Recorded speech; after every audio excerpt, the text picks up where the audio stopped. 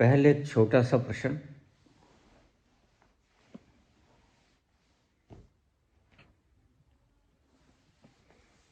क्या पेड़ पौधे भी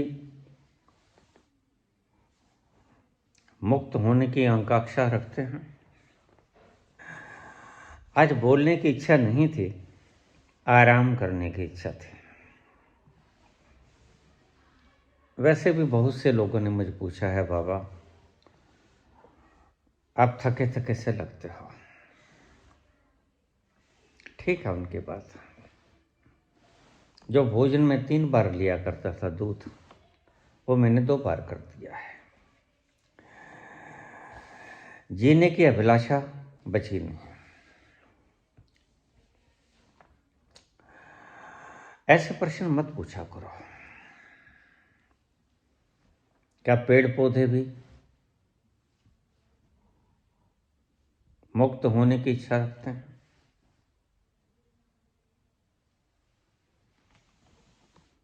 यह प्रश्न पूछने योग्य नहीं है। प्रश्न पूछने योग्य यह है कि तुम दुखी हो। क्या मैं सुखी हो सकता हूं? और कैसे सुखी हो सकता हूं? यह प्रश्न बिल्कुल सटीक प्रश्न है। तो मैंने लिखा,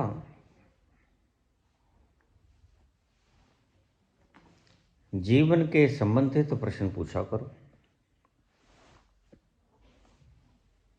अगर ऐसे ही प्रश्न पूछना चाहते हो तो चैनल को छोड़ दो।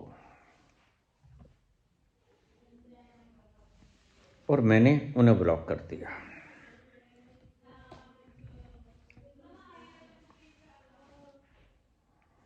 इन्हें इतना भी ख्याल नहीं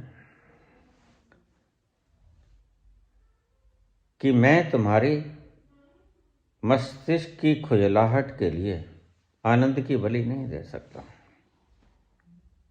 न अपने न तुम्हारे। पूछो, हम आनंद तक कैसे पहुंचेंगे? सवाल जायज है। सवाल का जवाब दूंगा, चाहे मैं किसी भी हालत में हूं।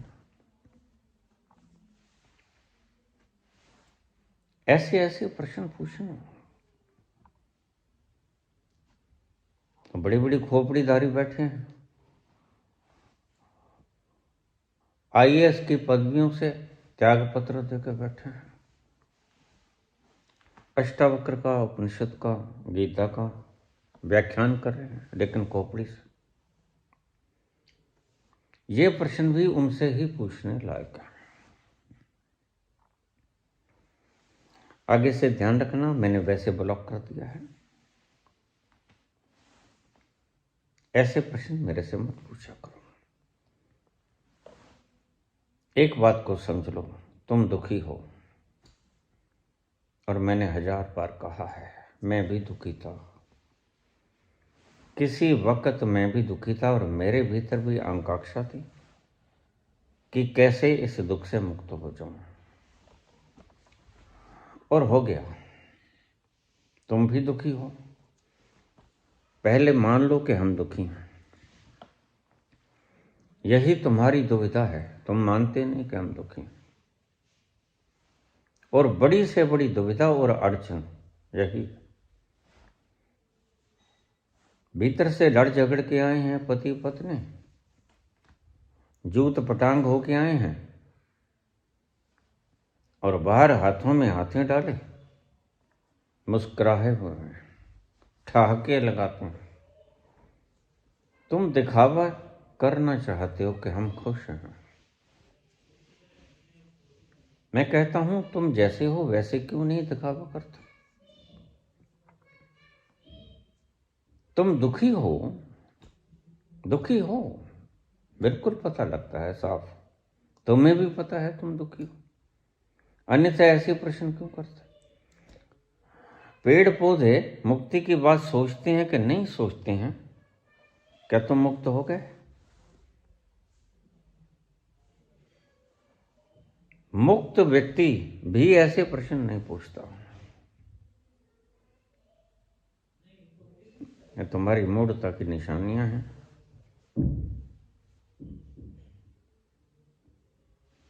तुम्हें तो मैंने ब्लॉक कर दिया। दूसरों के लिए ये संदेश, प्रश्न पूछो, मैं तुम्हारी जिंदगी को सुखी देखना चाहता हूं,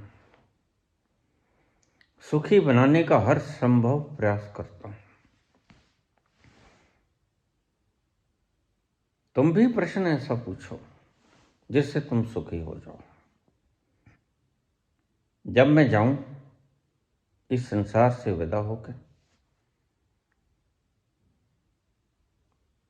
तो मुझे प्रसन्नता हो। एक सिंहासन चढ़ चले एक बंदे जात जंजीर, मैं खुशी खुशी जाऊं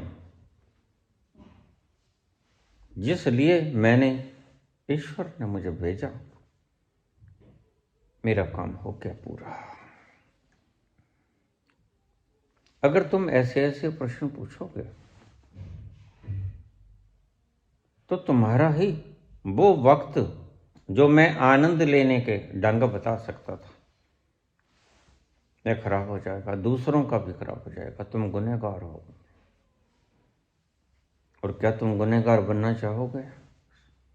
सारी मानवता के प्रति तुम गुनहगार बनना चाहोगे? और मेरे भी गुनहगार हो, मैं मस्ती में झूम रहा हूं, तुमने क्या लेना है प्रश्न पूछ के? प्रश्न पूछो, मैं कैसे सुखी हो जाऊं? एक ही प्रश्न पूछने लायक है, तो कोई बिरला कभी कभी पूछता है। प्रश्न तो ये भी ठीक है, इससे अच्छे प्रश्न तो ये भी ठीक हैं, मेरी बेटी बीमार, मेरा बेटा बीमार, अंतर्द्वंद में है, क्या करें? ये प्रश्न पूछने लायक हैं। लेकिन ये तो बिल्कुल नहीं, ये तो खोपड़ी की खुजलाहट है। क्योंकि ये प्रश्न पूछने लायक इसीलिए हैं कि बीमारी से ग्रस्त हूं, इतने वर्ष से बीमार हूं, पुत्र बीमार, पुत्री बीमार, ये बीमार, वो बीमार। क्योंकि मैं भी जानता हूं कि मैं उस तल पर जाकर प्रभु के दरबार में फरियाद लगा सकता हूं, और वह कभी कभी मान भी लेता है। ये प्रश्न तुम्हारे ठीक हैं, लेकिन ये प्रश्न तो बिल्कुल नाजायज है, मत पूछा करो। चलो हम असली प्रश्न पे चलें।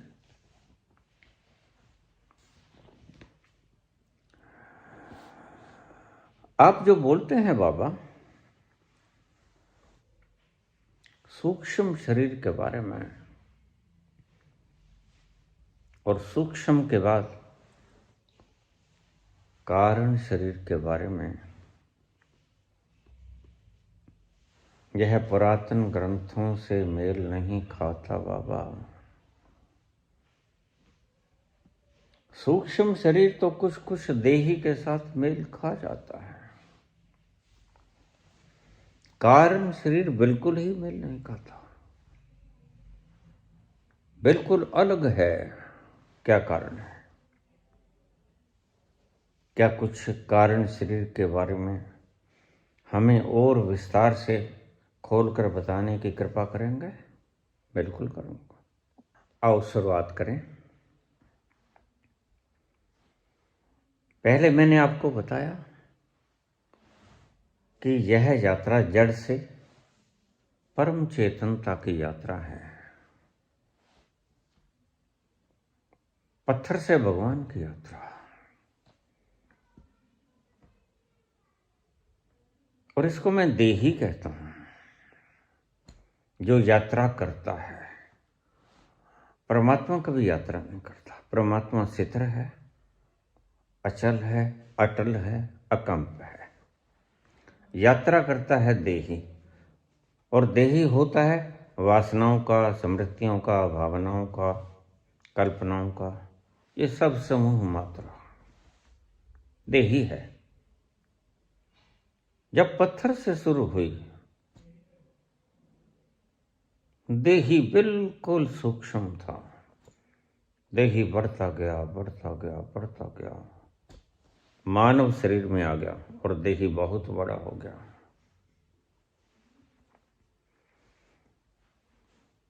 एक शब्द मैंने और भी बोला जिसे कारण शरीर कहता हूं मैं।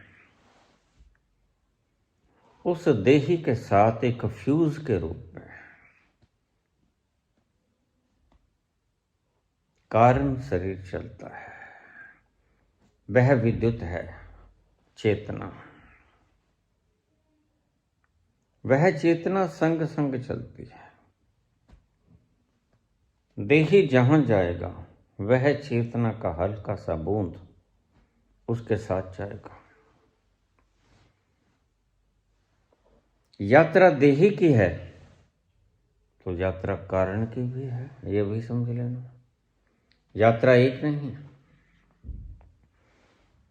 देही भी यात्रा करता है और कारण शरीर उसके संग संग रहता है, एक फ्यूज के तौर पर। आज स्थिति यह है, देही बड़ा विराट हो गया, तुम्हारा पूरा अचेतन भर गया है देही से, सब उसके भीतर भरा पड़ा है।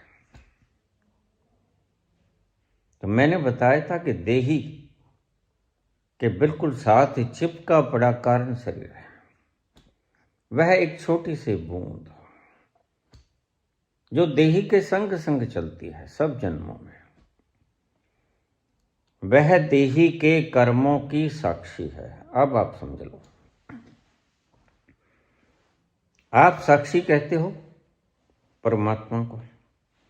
नहीं, साक्षी है देही के साथ लगी हुई वो छोटी बूंद, चेतना की वो बूंद, वो साक्षी है। और वो देही के साथ रहती है सदा, यानी आपके साथ रहती है सदा। इसलिए आपके सभी कर्मों पे हर वक्त उसका ध्यान रहता है। वह जो आप जिसको परमात्मा कहते हो वह तो निर्लिप्त है, वह तो आनंद में मौज में है। लेकिन यह जो चेतना है यह तो आनंद, लेकिन यह देखती है आपके सभी कर्मों को। अब ये बहुत सूक्ष्म बात है, समझने वाले समझ जाएंगे और जो नहीं समझे वो बार बार सुनेंगे तो समझ जाएंगे। परमात्मा सर्वत्र है, हर जगह है। बिन नामे नाही को ठाऊं, कोई स्थान ऐसा नहीं जहां परमात्मा नहीं है। लेकिन यह चेतना की एक बूंद देही के साथ रहती है। मुक्ति इसे होनी है। अब ठीक से समझ लो, तुम मुक्ति गिनते किसके हो? यह चेतना की एक बूंद जिसे कबीर कहते हैं बूंद समानी समुद्र में।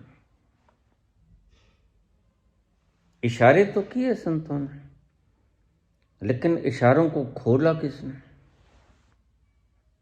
खोला किसने? परमात्मा निर्लिप्त है, वह सर्वशक्तिमान भी है, सर्वव्यापक भी है, सर्वज्ञ भी है, आनंद का सागर है। लेकिन यहां उसकी बात नहीं हो रही। यहां हम बात करते हैं मुक्ति और बंधन की।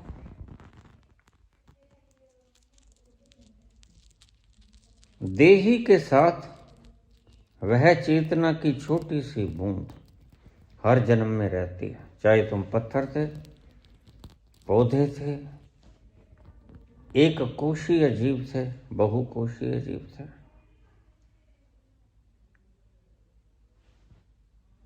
चलने वाले प्राणी थे, उड़ने वाले प्राणी थे, जलचर, नभचर, थलचर,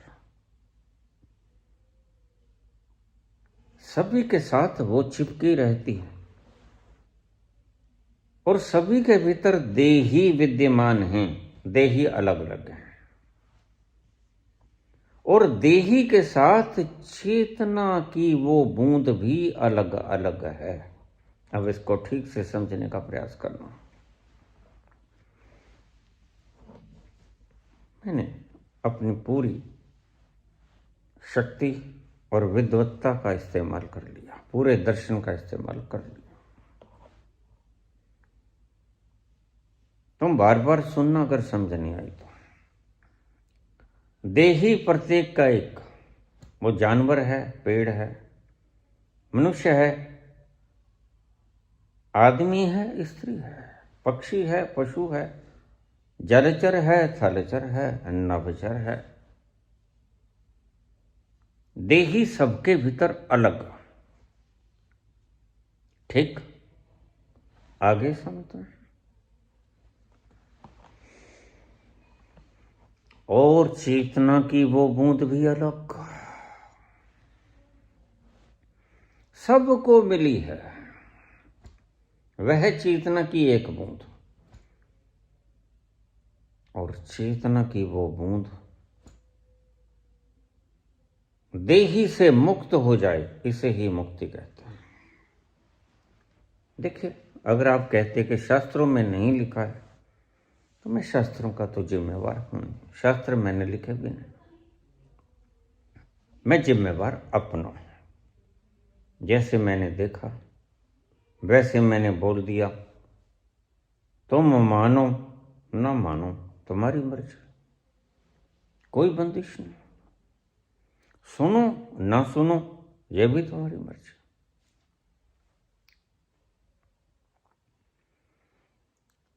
सब प्राणियों के देही अलग,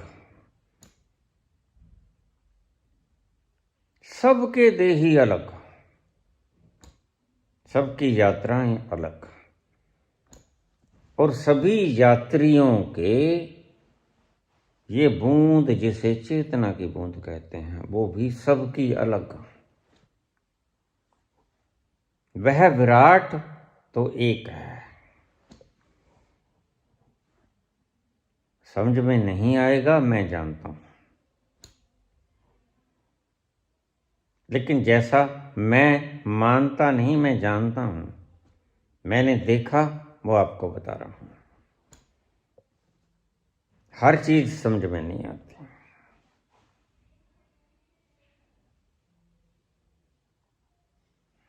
आइंस्टीन भी जब बात करते हैं तो प्रकृति के लिए करता है। आइंस्टीन बात करते हैं ही का मतलब परमात्मा। He is not only unknown, वह सिर्फ जाना ही नहीं गया, बट ऑल्सो अननोनेबल, लेकिन जाना जाएगा भी नहीं कभी। बात परमात्मा की करते हैं, संसार के नहीं करते। तुम कह सकते हो कि सिद्धांतों की करते हैं, चलो हम मान लेते हैं कि सिद्धांतों की भी करते हैं, लेकिन मैं बात कर रहा हूं आत्मा की। देही और देही के साथ साक्षी रूप में चिपकी हुई चेतना की, वह निर्लिप्त नहीं है। ये बात समझ लो,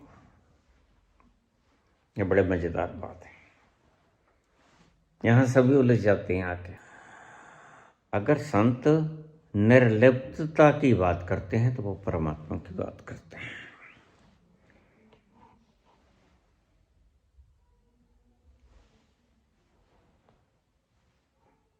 वो सदा निर्लिप्त है, तुम्हारे में समाया हुआ है।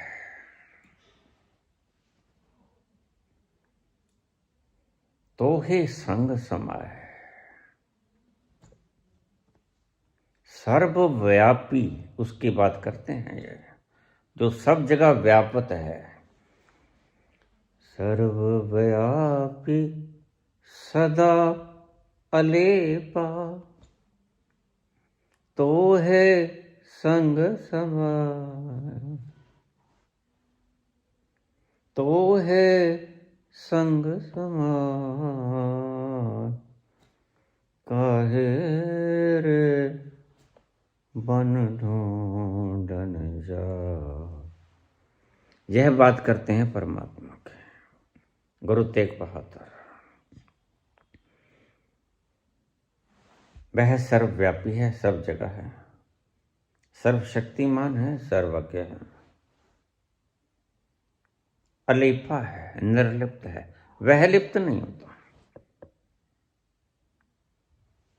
और आपके एक मजे की बात बताऊं, वह समग्र का साक्षी है, सिर्फ आपका नहीं। अब यहां बात समझनी मुश्किल हो जाएगी। साक्षी तो है वो,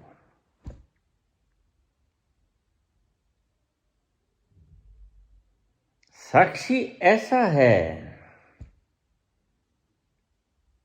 जैसे सीसीटीवी कैमरा। सीसीटीवी कैमरा को देखने के लिए विद्युत की आवश्यकता होती है। विद्युत वो है, चेतना वो है, एनर्जी वो है।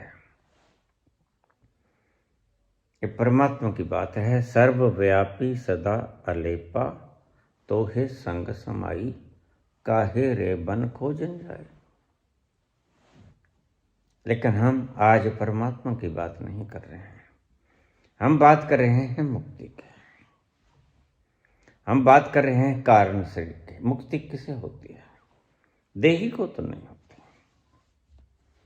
देह तो खुर जाता है, काहे मुक्ति?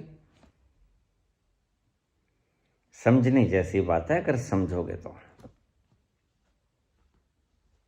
जो खुर ही गया, जो मिट ही गया, जो खाके ही हो गया, उसकी कैसे मुक्ति?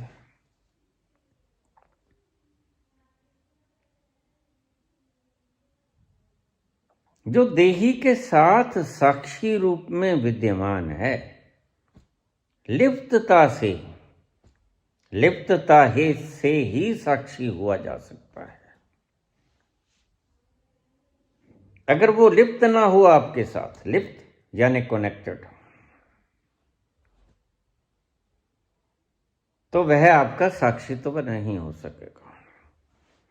जैसे ही आप अपने भीतर जाओगे, थोड़ा यहां प्रसंग को मैं ज्यादा साफ करने में लगा।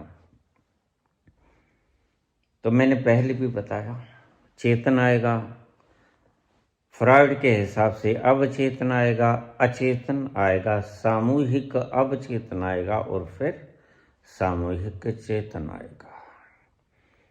Conscious, subconscious, unconscious, collective unconscious, collective conscious, ये सारे आ गए, 5 के 5 आ गए।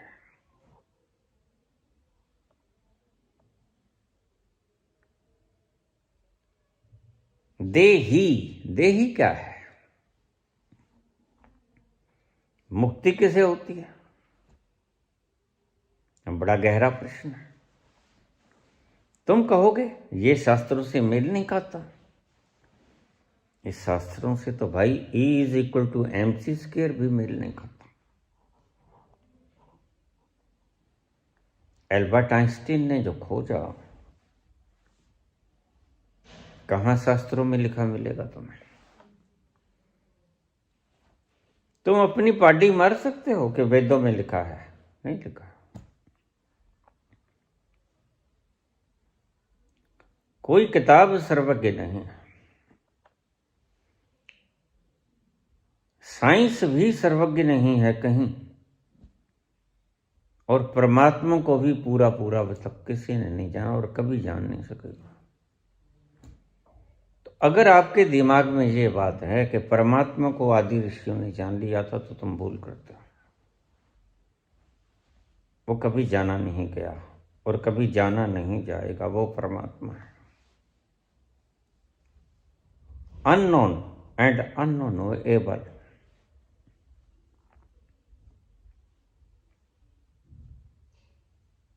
मुक्ति किसकी होती है? वह जो देही पनपता गया, उसके साथ मैंने बहुत पहले बताया, आपको बड़े विस्तार से बताया। एक चेतना की बूंद लगी, उसके साक्षित्व के लिए जो उसके सभी कर्मों को रिकॉर्ड करती है। ये कहाँ से आया, कौन लेके आया, ये कैमरा रखा कहाँ था, ये द्रव्य कहाँ रखा था, ये बातें मुझसे मत पूछो, मुझे कुछ नहीं पता। परमात्मा ने कहाँ इतना सारा संसार रखा हुआ था, कहाँ से निकाल के ले आया, जो पूछने जैसी बातें नहीं, मैं जानता भी नहीं हूँ और कोई भी नहीं जानता, न कोई जान सकेगा। एक सत्य बताता हूं जो मैंने अपनी आंखों से देखा। मैं कहता आंखन देखी। शास्त्र में तो ये लिखी नहीं बात, तुम कहते हो शास्त्र में नहीं लिखी, तो बिल्कुल नहीं लिखी। E=mc², नहीं मिलेगा आपको शास्त्रों में। क्वांटम थ्योरी नहीं मिलेगी आपको शास्त्रों में। वैज्ञानिक शास्त्रों में क्वांटम थ्योरी नहीं मिलेगी। वह एक ही वक्त पर particle and waves, both are there, also particle and wave, both are there in a single moment, in a single moment, उसी वक्त में वह पार्टिकल भी है और वेव भी है। कहाँ लिखा था पुराने शास्त्रों में? विज्ञान के पुराने शास्त्रों में कहाँ क्वांटम लिखा था? इसका मतलब तुम पुराने शास्त्रों को ही मानते रहोगे। आज क्वांटम का आविष्कार हुआ तो पुराने से चिपटे पड़े रहोगे, छोड़ना पड़ेगा। E=mc², तो क्या प्राणों से चिमटे रहे? नहीं। नया खोज लिया तो नए को प्रयोग किया, और आज हमने क्या कुछ बना लिया इस थ्योरी के ऊपर। एटम बम का निर्माण हुआ, एटॉमिक पावर प्लांट खड़े हुए, और ये जो क्वांटम थ्योरी जो खोजी गई, कौन से वैज्ञानिक किताब में लिखा है, कौन से वैज्ञानिक शास्त्र में लिखा है? बस ऐसा ही धर्म है। धर्म पूरा कभी नहीं खोजा गया। अब मैं धर्म के बारे में not only unknown but also unknowable, ना धर्म पूरा कभी खोजा गया, ना धर्म पूरा कभी खोजा जा पाएगा। मनुष्य कहे मैं अपनी छोटी सी खोपड़ी से उस विराट को जान जाऊं, मुश्किल नहीं, असंभव है।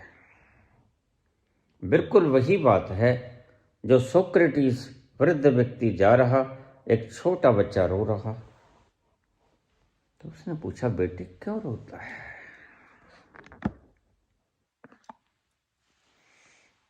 एथेंस के सागर के किनारे खड़ा वो बच्चा रो रहा है। बच्चा कहता बाबा भूखा प्यासा सुबह से लगा हूं, मेरी इस कोली में, मेरे इस पात्र में यह सागर समाता नहीं। मैं बाहर फेंकने की बहुत कोशिश किया हूं, लेकिन ये खाली नहीं होता। सोक्रेटिस लिखते हैं कि मैं थर्राया, मैं कांपा। प्रथम बार किसी बच्चे ने मुझे कपाया। मैंने सोचा यही तो हम कर रहे हैं। सोक्रेटिस लिखते हैं कि यही तो हम कर रहे हैं। शब्दों से शब्दों के पार जो विराट है उसको जानने की कोशिश में लगे हैं। जाना जाएगा वो?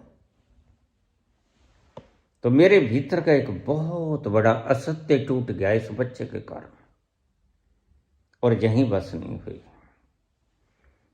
मैंने कहा बेटा तू भूखा प्यासा है, तेरे लिए खाना ला देता हूं, खा ले।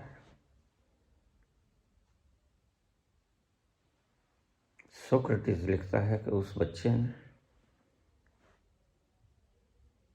कहा, नहीं, मैं इस समुद्र को इस प्याली में समाकर ही रहूंगा।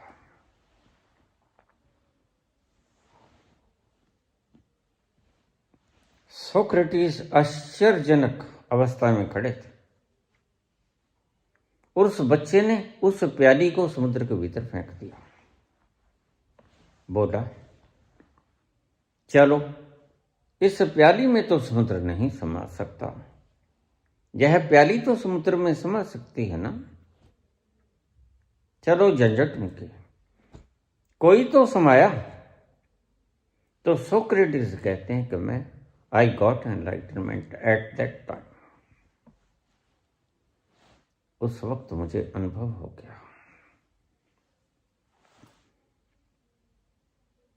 मिटकर मिलेगा, तुम समा दो उसमें अपने आप को, तुम में वो नहीं समा पाएगा।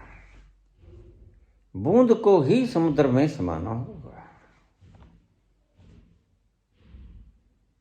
उस बच्चे ने मुझे वो सबक दे दिया जो बड़े से बड़े धर्म ग्रंथों की कतार पूरी की पूरी मनोटणों के रूप में रखी हुई किताबें मुझे नहीं दे सकी। उस बच्चे ने 2 अल्फाज में मुझे वह सत्य सौंप दिया और मैं मुक्त हुआ। I got enlightened. छोटे बच्चे के मैंने पांव छुए, तेरे कारण मैं उस तल पे पहुंचा। जो सत्य है वो सत्य रहेगा। पुरातन ऋषियों ने नहीं लिखा, इसका मतलब ये नहीं कि जो लिखा वो ही सत्य है, उससे आगे का कोई सत्य नहीं, ऐसा नहीं। तुम सनातन को महान तो कह सकते हो, समग्र नहीं कह सकते। सनातन को महान तो कह सकते हो, समग्र नहीं कह सकते। समग्र वो है भी नहीं, कभी बनेगा भी नहीं, और कोई धर्म कभी समग्र नहीं होता, होगा भी नहीं।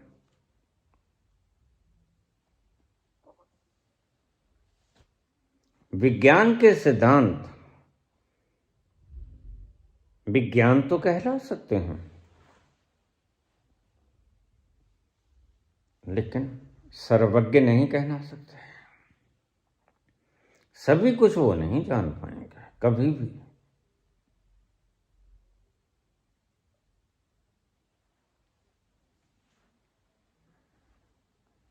देही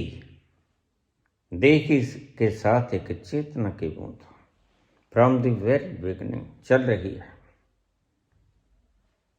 मुक्ति देही के नहीं होनी है, मुक्ति देही से उस चेतना की बूंद की होनी। बस यही भ्रम तुम में समाया हुआ है। इसलिए मैंने बहुत पहले कहा था कि आपको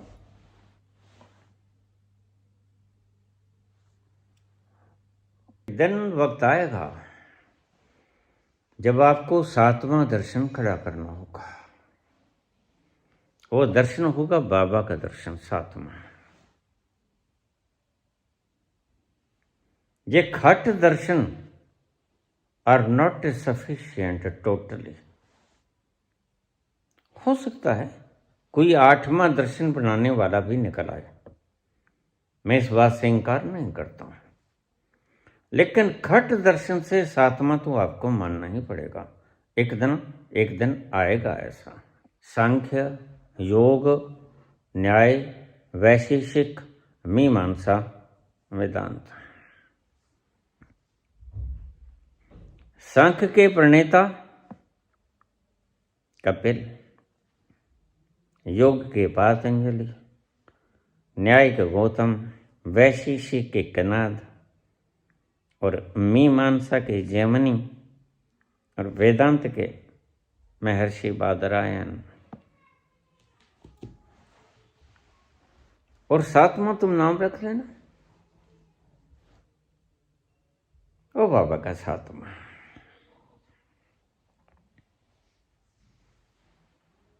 वहां से चली एक बूंद, मुक्त उसे होना है।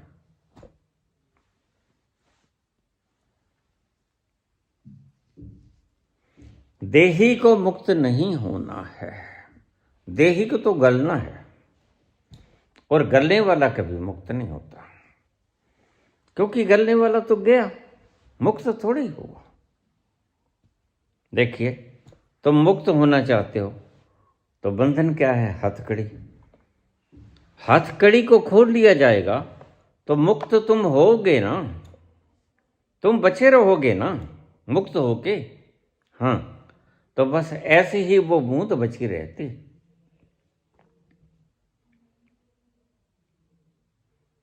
मुक्त होती है वो बूंद चेतना की, जो देही के साथ साथ चली, सारे कर्मों की साक्षी रही।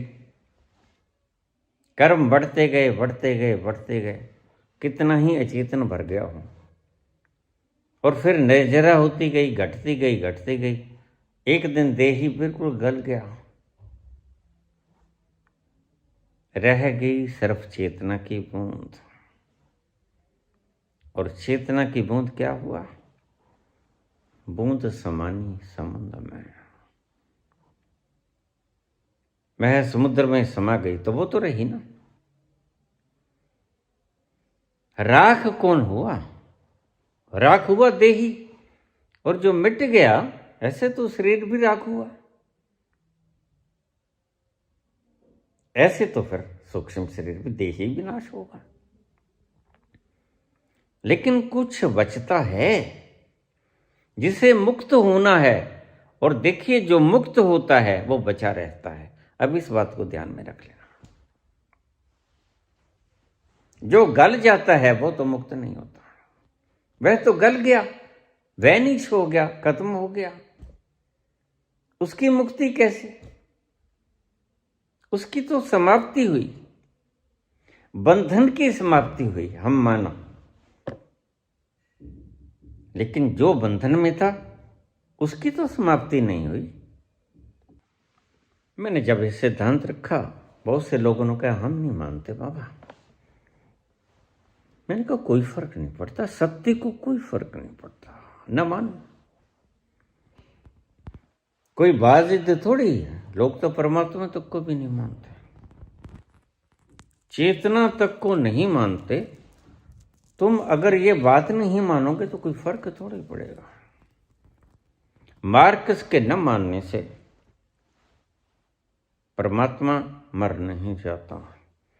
नीत्शे के कहने से he is dead, God is dead, परमात्मा मर नहीं जाता। चार वाक्य कहने से ऋणम कृत्वा घृतम पिबेत, यदा जीवेत सुखी जीवेत, भस्मभूतस्य देहस्य पुनरागमनम कुतः। ऋण लेने वाला और देने वाला दोनों भस्म हो जाते हैं, कोई नहीं बचता। इसलिए ऋण लो, मौज करो, घी पियो या शराब पियो, न मांगने वाला बचेगा, ना लेने वाला देने वाले बचेंगे, दोनों ही खत्म हो जाएंगे। चार वाक्य ये कहने से कर्म व्यवस्था खत्म नहीं होती, कर्म व्यवस्था वैसा ही रहेगी। तुमने किसी का छीन लिया, कर्म बन गया, देना पड़ेगा, कर्म से निर्जरा होनी ही होगी। लाख चिल्लाए चार वाक, लाख चिल्लाए मार्कस, नीत्शे, न वो मरा, न उसे इंकार किया जा सकता, न ही कर्म व्यवस्था का इंकार होता है। चार वाक भले ही कितना ही पीटता रहे।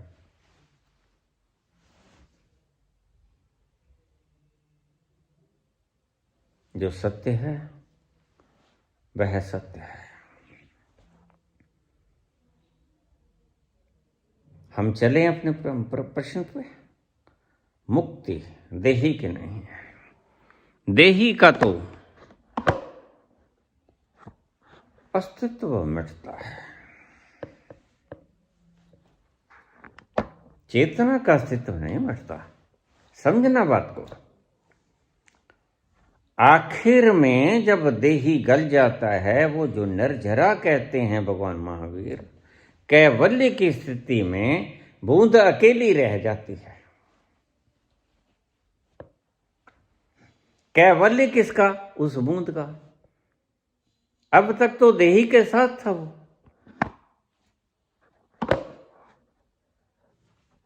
अब तक कैवल्य नहीं था,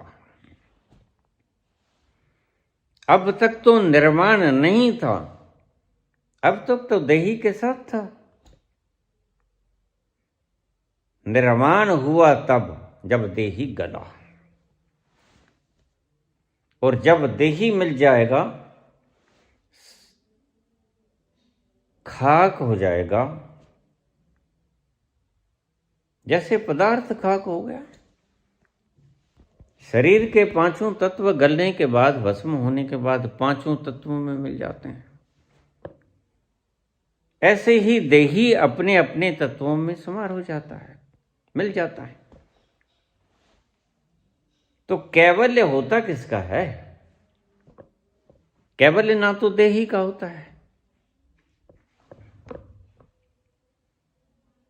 ना ही स्थूल शरीर का होता है। कैवल्य होता है उस चेतना का जो बूंद चली थी, वो अकेली रहती है। पहले देही के साथ थी, अब देही के बिना है। निर्वाण उस चेतना का होता है। पहले देही के साथ थी, अब निवृत्त हो गई, अब अलग हो गई। तो फिर क्या करेंगे? अगर देही भस्म हो गया, अभी बुद्ध का देही भस्म नहीं हुआ, थोड़े से कर्म बाकी हैं, चाहे वो करुणा से युक्त ही क्यों ना हो। मुक्ति किसकी? देही के नहीं। देही के तो गलना, भस्मीभूत होना। मुक्ति उस बूंद की, चेतना की वो बूंद जिसने देही के साथ सारा सफर तय किया, वो अब मुक्त हो गई। क्योंकि देही गल गया, निर्जरा हो गई। जो कर्म उसके साथ थे, जिनका साक्षी होकर उसने गठन किया, जिसके कारण वो बना देही, अगर ये चेतना की बूंद ना होती तो साक्षी कौन होता? कोई ना होता। ये देही अलग होता है और साक्षी उसको देखने वाला अलग होता है। वह साक्षी की चेतना की बूंद इस देही को बढ़ते हुए देखती है। रोज बढ़ता है, रोज बढ़ता है, रोज बढ़ता है। पत्थर से चला बिल्कुल नेग्लिजिबल, चेतना तो उस समय भी है। वहां से पेड़ पौधे, अमीबा, आगे आगे बढ़ते जाओ। चलने वाले प्राणी, उड़ने वाले प्राणी, जल में रहने वाले सब, फिर आ गया मानव शरीर। और ये होता सभी प्रभु की कृपा के कारण है। देखिए, प्रभु की कृपा के कारण सब कुछ ही होता है। कर्मी आवे कपड़ा, नदरी मोक्ष द्वार। क्या है जो तुम्हारी कृपा से हुआ है? तुम्हारी कृपा से जो हुआ वो तो मूढ़ता है, क्योंकि क्षणिक है। तुम अपनी मेहनत से, अपनी कृपा से मैजिस्ट्रेट बन गए, पीएम सीएम बन गए, लेकिन सदा के लिए थोड़ी बने। अखंड नहीं हो, मिट जाओगे। तो यह एक मूढ़ता का दूसरा नाम है। जज बन जाना, सीएम बन जाना, पीएम बन जाना, आईएएस बन जाना, आईपीएस बन जाना, यह मूढ़ता का नाम है। सदा के लिए जो हो जाए, अखंड, कैवल्य, अकेला,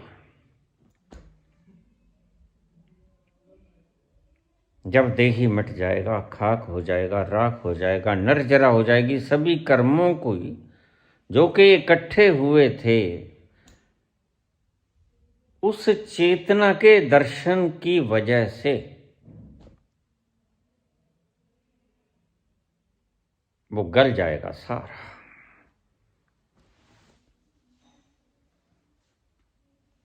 मैंने पिछले प्रसंग में भी आपको समझाया था, बच जाएगी अकेली चेतना की वो बूंद। तुमने सुना बहुत बार, लेकिन समझ नहीं आया तुम्हें। कबीर ने बहुत बार बोला, बूंद समानी समुद्र में। कौन सी बूंद? देही तो नहीं समाता, स्थूल भी नहीं समाता, वह तो पदार्थों से बना है। देही भी नहीं समाता। चेतना के समुद्र में देही कैसे समा पाएगा? क्योंकि उसमें चेतना थोड़ी है। चेतना के समुद्र में क्या समा पाएगा? पानी के सागर में क्या समा पाएगा? H2O फॉर्मुलेशन वाला पानी की बूंद। NaCl समा नहीं पाएगी, घुल जाएगी, मिल नहीं सकेगी। और घुलना अलग बात है, मिलना अलग बात है। घुलना वो होता है जिसको फिर से निकाल लिया जाए। नमक घुलता है पानी में, लेकिन नमक को फिर से निकाला जा सकता है समुद्र के पानी से। बूंद घुलती नहीं पानी में, बूंद मिलती है पानी में, और फिर ढूंढ के दिखा दो उस बूंद को। जो बूंद पानी में मिल गई समुद्र में, उसको फिर ढूंढ के दिखा दो आप उसी बूंद को। नहीं ढूंढ पाओगे, लेकिन नमक को ढूंढ पाओगे। तो घुलने में और मिलने में ये फर्क है। जो घुल गई वो फिर से ढूंढ जाएगी, जो मिल गई फिर से नहीं ढूंढ पाओगे। यही फर्क है, और बड़ा लंबा चौड़ा फर्क है। चेतना मिलती है, समा जाती है, और फिर ढूंढ नहीं पाते तुम। कृष्ण को अगर आज चाहोगे तुम समुद्र में ढूंढना, नहीं मिलेगा।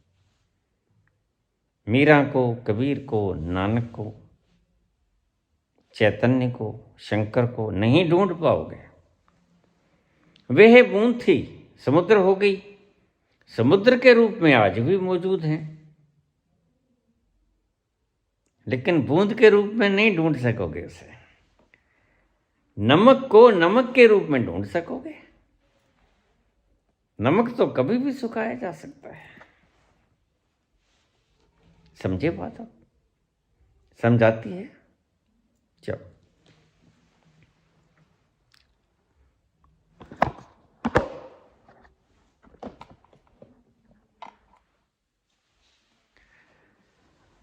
मुक्ति होती है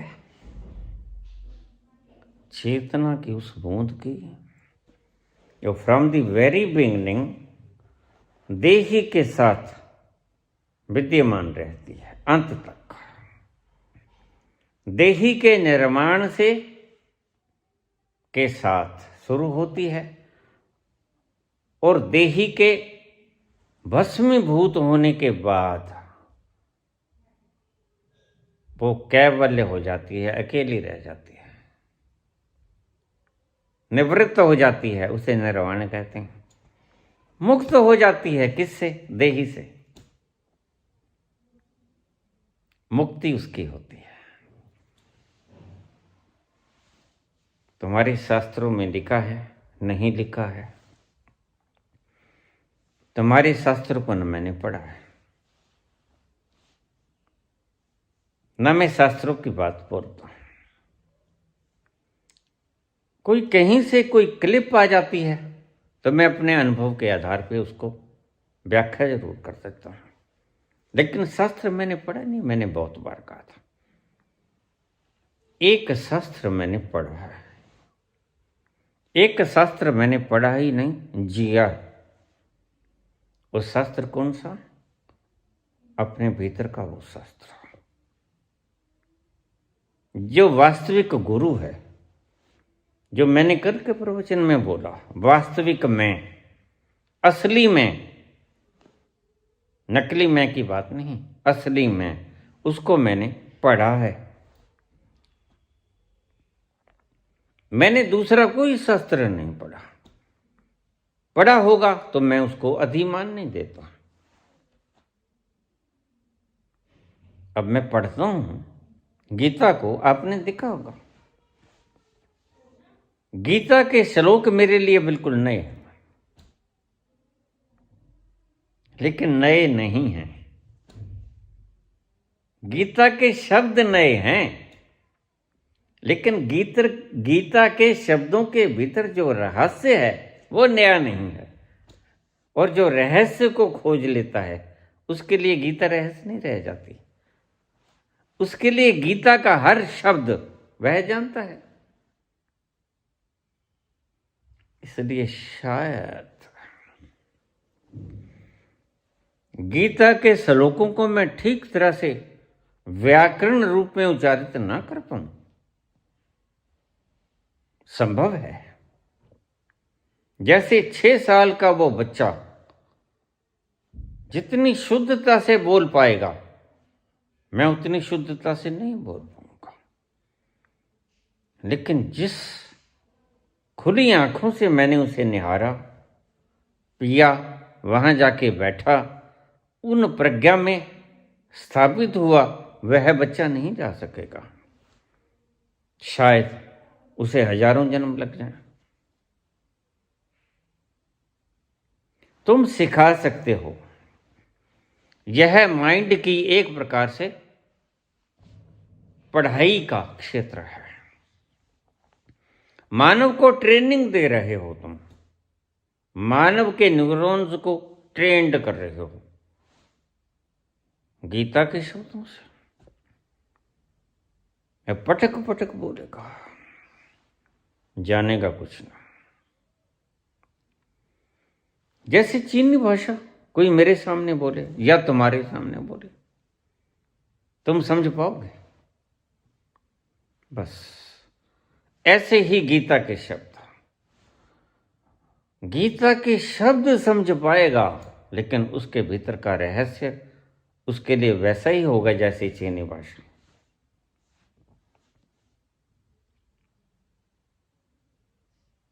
बिल्कुल अननोन शब्दों को जानेगा, शब्दों के भीतर के रहस्य को नहीं जानेगा। और असल में जिंदगी खुशहाल होती है, आनंदित होती है, सुगंधित होती है रहस्य को पीने से, रहस्य में उतरने से, रहस्य में मिल जाने से, रहस्य को एकाकार होने में, समा जाने में, उस समुद्र के भीतर एकाकृत हो जाने में रस है। गीता के शब्दों को कितना ही रट लो, लेकिन कृष्ण जिस तल से बोले भगवान, वो तल तुम्हें नहीं मिलेगा। वह बड़ा मुश्किल है। बीच में बड़ी अड़चनें आएंगी, और सबसे बड़ी अड़चन तो आखिर में आएगी। आखिर में तुम्हें बड़े से बड़ा त्याग करना होगा।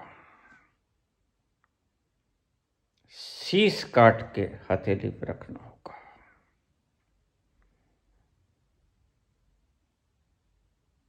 जो शीश तली पे रख न सके वो प्रेम गली में आए क्यों?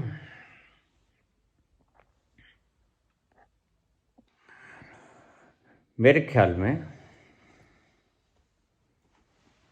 आपके प्रश्न का जवाब कारण शरीर का विस्तार से मैंने वर्णन कर दिया है। कारण शरीर की मुक्ति होनी है, देही के नहीं। फिर भी कोई शंका रह जाए तो आप प्रश्न कर सकते हो। ये जिंदगी का प्रश्न है।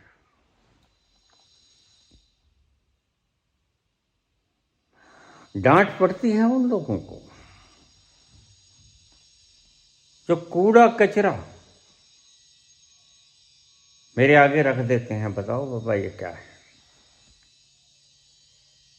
डांट पड़नी स्वाभाविक है। बहुत से प्रश्न हैं पूछने को, हजार दुखड़े हैं तुम्हारी जिंदगी में, तुम उसे आंखें मूंदे खड़े हो, उस कबूतर की तरह जिसके सामने बिल्ली खड़ी और वह आंखें मूंदे है।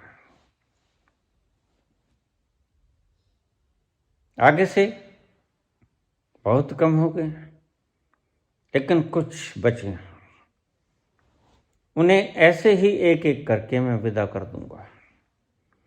जिनके पास जाने योग्य हैं उनके पास ही भेज दूंगा।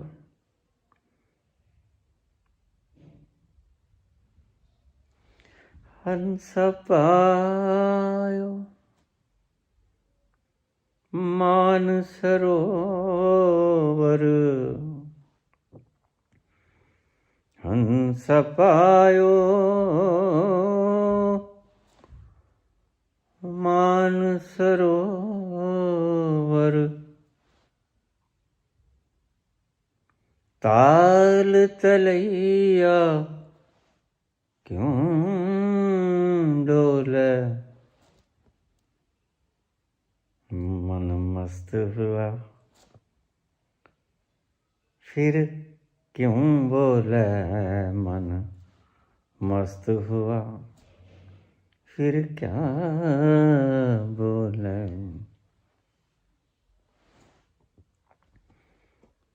तेरा साहब है घट माही, तेरा साहेब है घट माही, बाहर नैना क्यों खोले, मन मस्त हुआ फिर क्यों बोले, मन मस्त हुआ फिर क्यों बोले।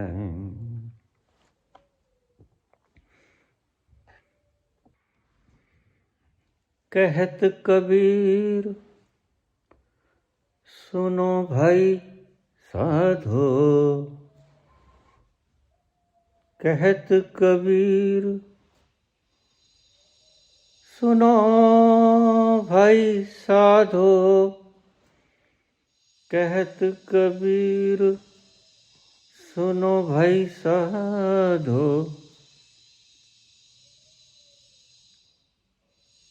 सुनो भाई साधो साधो साधो साधो।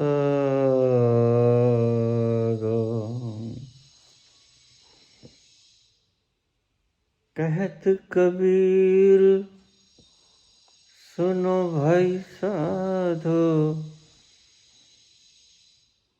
साहिब मिल गए दिल ओले, मन मस्त हुआ तो क्या बोले, मन मस्त हुआ तो क्यों बोले, मन मस्त हुआ तब क्या बोले। धन्यवाद।